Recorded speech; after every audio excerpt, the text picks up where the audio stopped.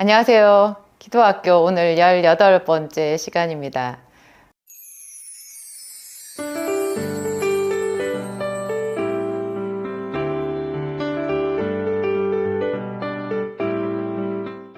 제가 치유기도 이야기를 좀 이어서 하고 싶은데요.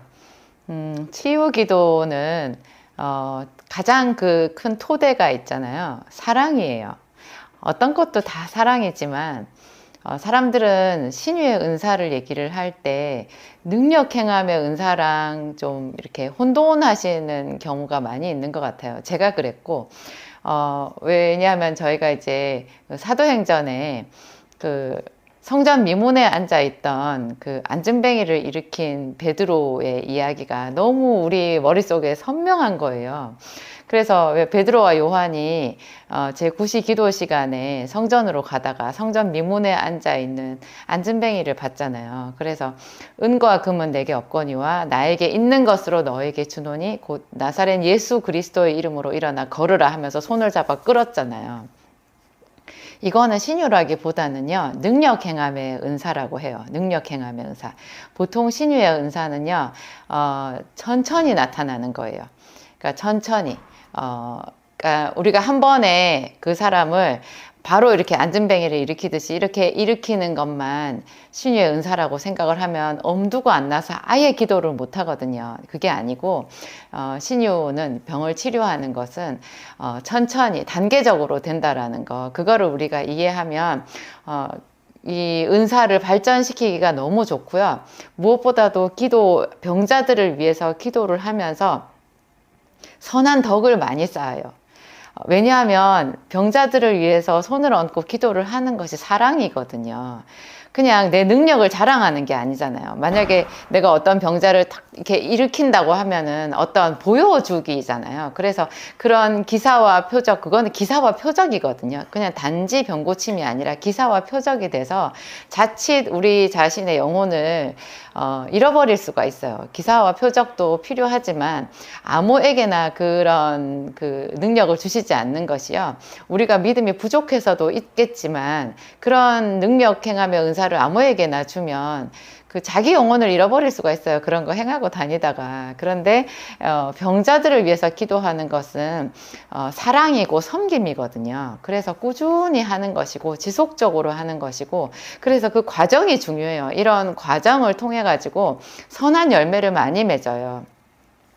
이게 내가 이제 어떤 아픈 사람한테 손을 얹고 기도를 하잖아요. 제가 기도해 드릴게요 하면 아픈 사람들이 거절하는 법이 별로 없어요. 그런데 그 사람들이 기도해 주세요 이렇게 자기 몸을 허락을 하잖아요. 자기 몸에 손을 얹고 기도해 주는 것을 허락을 할 때 그 아픈 사람이 지금 기도해 주겠다라는 나에게 능력이 있을 것이라고 기대하지 않거든요. 입장을 바꿔놓고 생각해 보면 그래요. 제가 몸이 많이 아플 때 누가 나에게 와서 기도합시다 이렇게 얘기를 하면 그렇잖아요. 그냥 기도해 주는 그 자체에 고마운 마음이 있고 따뜻한 마음이 있는 거지. 내가 그 사람이 나를 위해서 기도해서 내가 이제 바로 이 자리에서 이 자리를 털고 일어날 것이다, 그런 거를 기대하지는 않거든요. 근데 그 오고 가는 그 따뜻한 마음 있잖아요. 그것이 또 하나님께서 우리에게 원하시는 그런 선한 모양인 거예요. 교회 안에서. 그래서 너희 중에 병든 자가 있느냐, 저는 교회 장로들을 청할 것이요 저희는 가서 기름을 바르며 병 낫기를 위하여 기도할지니라. 너희가 서로 자기 죄를 고하며 서로 병 낫기를 위해서 간구해라. 그런 구절이 야고보서에 나오잖아요. 그 말을 잘 살펴보면 이런 선한 교제의 뜻, 예수 그리스도 안에서 아름다운 사랑과 섬김과 우리가 함께 그리스도인이라는 어떤 우정이 있는 거예요, 그 안에. 근데 내가 아픈 사람일 때 누가 나를 위해서 이렇게 기도를 해주잖아요. 그 눈을 감고 그 사람의 기도를 이렇게 듣고 있잖아요. 그 기도 소리만큼 포근하고 따뜻하고 아름다운 거는 없어요.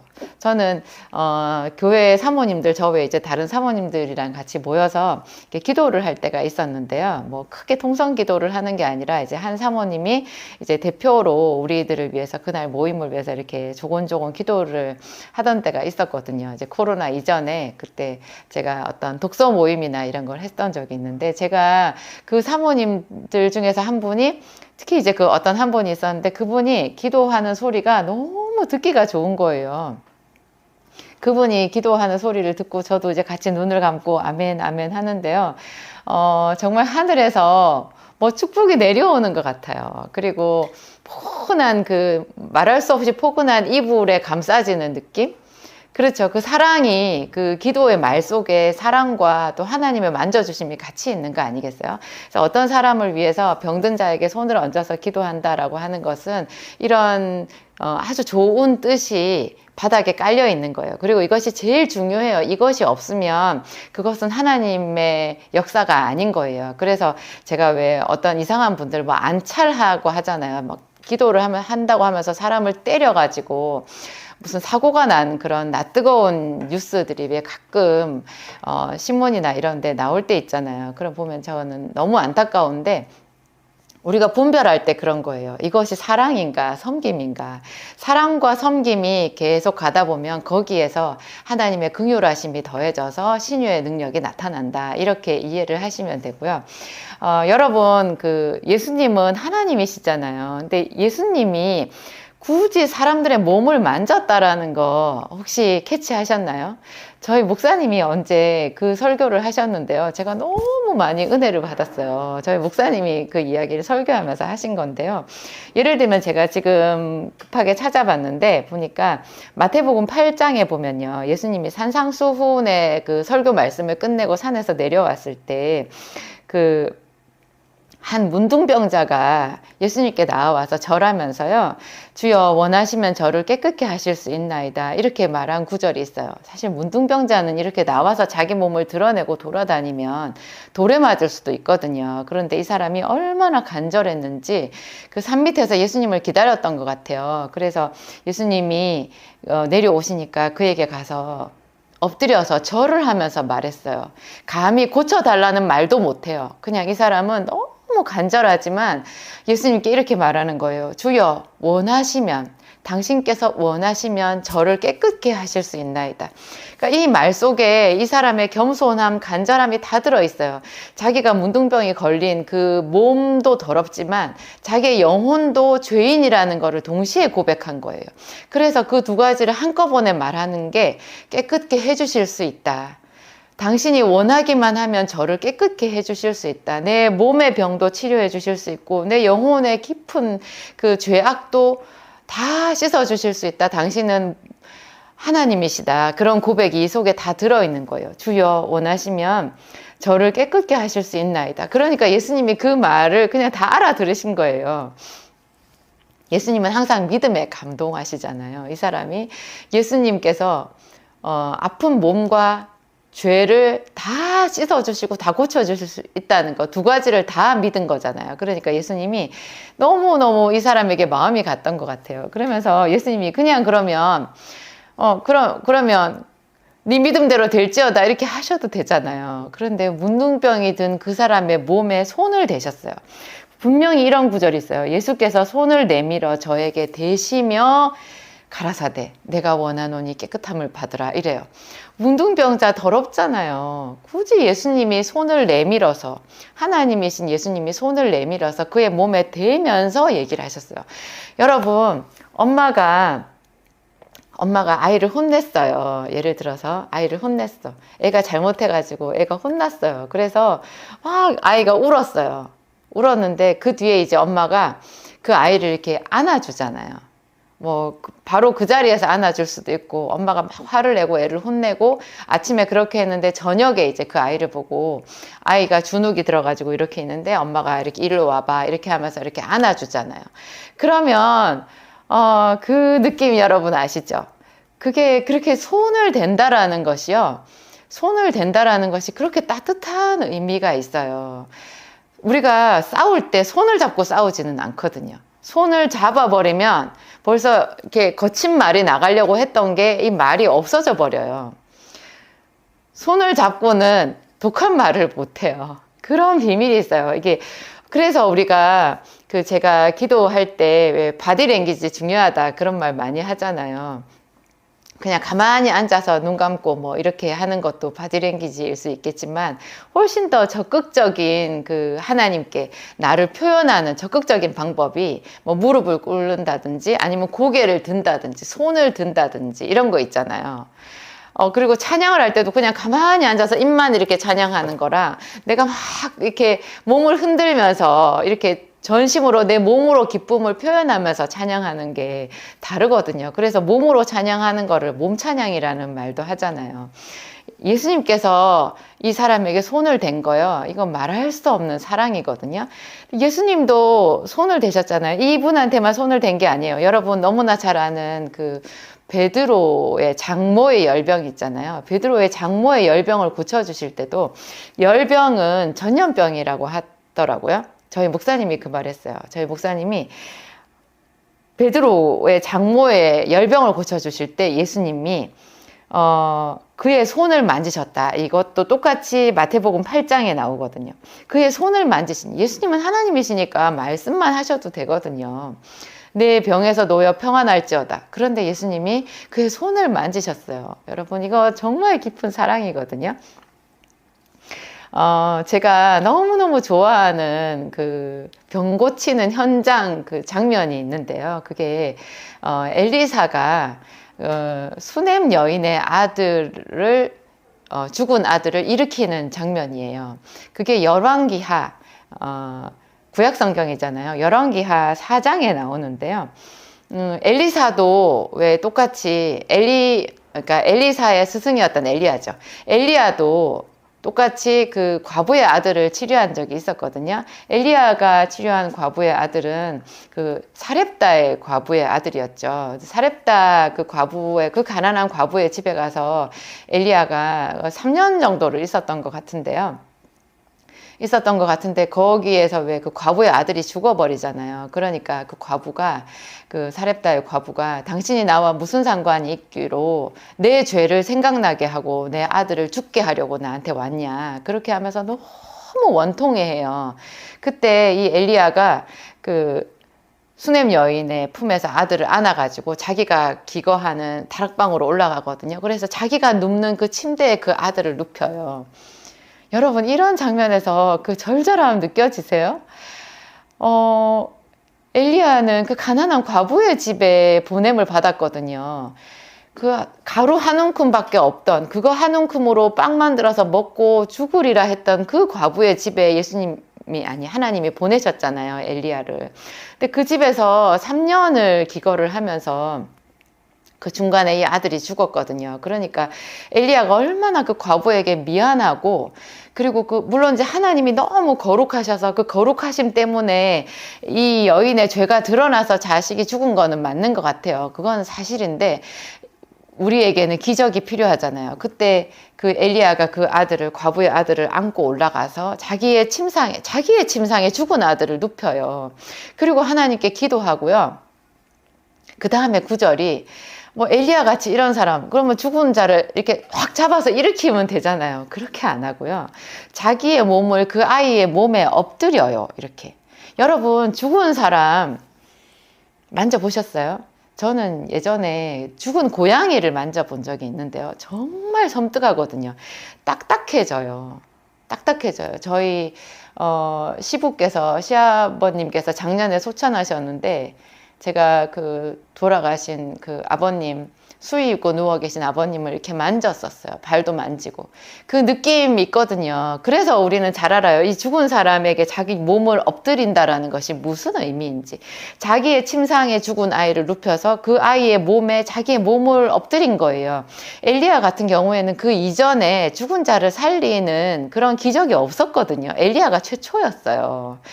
그 엘리야는 우리와 성정이 같은 사람이라고 얘기하잖아요, 성경에서. 엘리야는 정말 대단한 사람이고요. 그 아이의 몸에 자기 몸을 엎드려서 그 아이가 살아나거든요. 근데 이 엘리야보다 더 우리에게 아주 절절하게 그 현장감 있게 이 상황을 전달해 주는 사건이 엘리사에게 있었어요. 엘리사가 살려준 아들도 이분은 과부는 아니었네요. 수넴 여인이라는 분이 있었는데요. 이 수넴 여인이 엘리사를 지극정성으로 섬겨서 그걸로 은혜를 받아가지고 자기 남편이 나이 많고 이 여인도 나이 많았는데 그 하나님께서 은혜로 아들을 주셨잖아요. 근데 그 아들이 열병이 나서 어느 날 그냥 그 아들이 갑자기 아이고 머리야 하다가 그냥 얼마 안 가서 어미의 품에서 죽었어요. 그래서 이 죽은 아들을 이 수넴 여인이 그 엘리사가 가끔 묵었던 엘리사의 방, 그 빈 방, 거기에 엘리사의 침상에 눕혀놓고 엘리사를 찾아가잖아요. 아무 말도 하지 않고 그냥 곧장 앞으로 해서 가서 그 하나님의 산에 있는 기도하고 있는 엘리사를 찾아가거든요. 그래가지고 엘리사의 발을 끌어안아요. 아무 말도 안 해요. 근데 그때 이제 엘리사가 알게 됐죠. 그래갖고 자기 종이었던 게하시를 먼저 보내요. 나보다 먼저 네가 가서 그 아들을 살려라 하면서 그 엘리사의 지팡이를 게하시한테 주거든요. 근데 이 엘리사의 종이었던 게하시가 이 죽은 아들에게 하는 기도 방식을 보면요, 나중에 엘리사가 어떻게 하는지 적나라하게 대비가 돼요. 게하시가 그 지팡이를 그 죽은 아이의 몸에 올려놓고 있었는데 아무 일도 안 일어났거든요. 엘리사가 그렇게 하라 그래서 자기는 시키는 대로 했는데 정말 게하시는 소극적이에요. 영혼이 없는 기도예요. 그런 기도는. 근데 정말 이제 엘리사가 그 집에 갔잖아요. 그래가지고 자기 침상에 누워있는 그 수넴 여인의 아들을 보고요, 엘리사가 어떻게 기도하는지, 여러분 그 기도 내용이 열왕기하 4장에 나와 있어요. 너무너무 감동적인 게요, 엘리사가 그 죽은 아이의 몸에 자기를 엎드리거든요. 그건 엘리야가 했던 방법이랑 똑같잖아요. 그런데 좀 더 세밀하게 나와 있어요.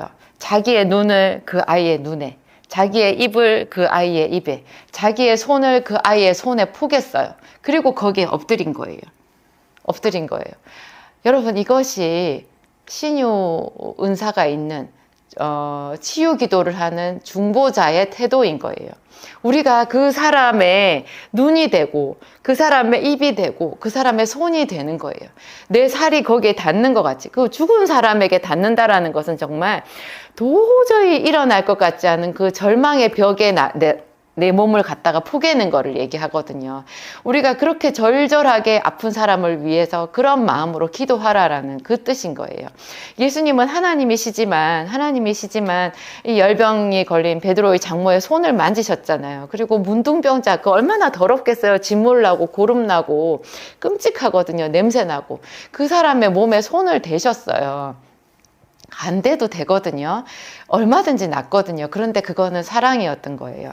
엘리사가 그 죽은 아이의 눈에, 입에, 손에 이렇게 몸을 댔을 때 그 아이의 살이 차차 따뜻해졌대요. 먼저 하나님께 기도하고 그 다음에 자기 몸을 거기다 엎드렸거든요. 그리고 나서 일어나가지고요, 방 안을 왔다 갔다 하다가 다시 엘리사가 그 아이의 몸에 엎드려요. 그랬더니 그 아이가 7번 재채기를 하고 일어났다라고 그랬어요. 저는 이런 것이 사랑이 아닌가. 그 아픈 사람을 위해서 기도할 때, 아픈 사람뿐만이 아니에요. 우리 주변에 어떤 사람을 위해서 기도한다면 또 그 사람이 마음이 아픈 자가 아니겠어요? 육신의 병만 병인가요? 마음의 병도 병이잖아요. 그런 사람들을 위해서 중보할 때 우리의 자세가 그렇게 공감하고 그 사람에게 마음을 열고 내 정성을 다해서 하나님 앞에 기도하는 거예요. 그것도 엘리사 같은 사람도 한 번 기도하고 살은 차차 따뜻해졌지만 아니었잖아요. 그래서 일어나서 왔다 갔다 하다가 다시 엎드렸어요. 그리고 그 방에는 엘리사와 죽은 아이밖에 없었어요.